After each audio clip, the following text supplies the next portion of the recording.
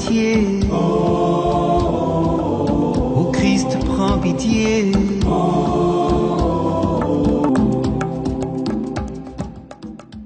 Amis du rendez-vous de nos frères les saints, bienvenue dans votre émission de ce jour, 3 décembre, où nous faisons mémoire de Saint François Xavier.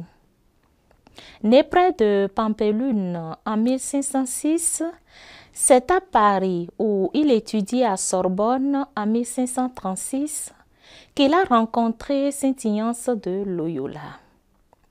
Celui-ci a fait de lui l'un des 10 premiers membres de la Compagnie de Jésus. À sa surprise, alors qu'il se préparait à œuvrer comme prêtre à Rome, Ignace l'envoie en Orient.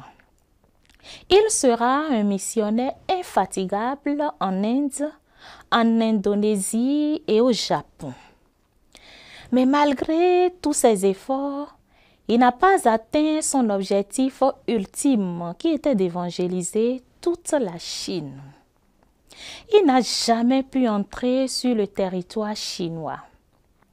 Il est mort d'épuisement sur l'île de Shanchuan, à 14 km seulement des côtes de la Chine continentale. François était proche de son but.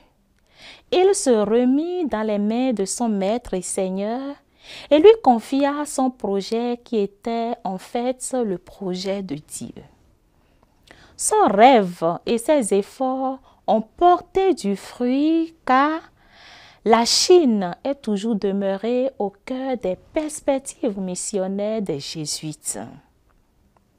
François est l'un des vaillants missionnaires décidés à faire connaître Jésus-Christ.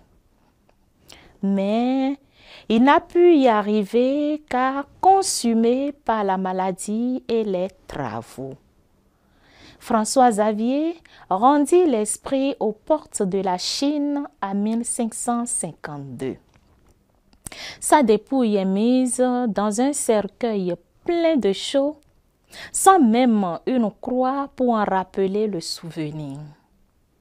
2 ans après sa mort, son corps retrouvé intègre et intact est transféré à Goa dans l'église du Bon Jésus où il est actuellement vénéré.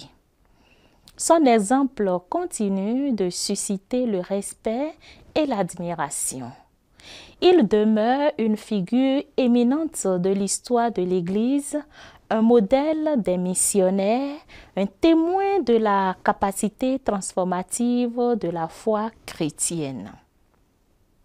Ce sera tout pour aujourd'hui. On se retrouve demain par la grâce de Dieu. Au revoir. Oh, tous les saints, priez pour nous. Oh, tous les saints, priez pour nous. Ô Seigneur, prends pitié. Ô Christ, prends pitié.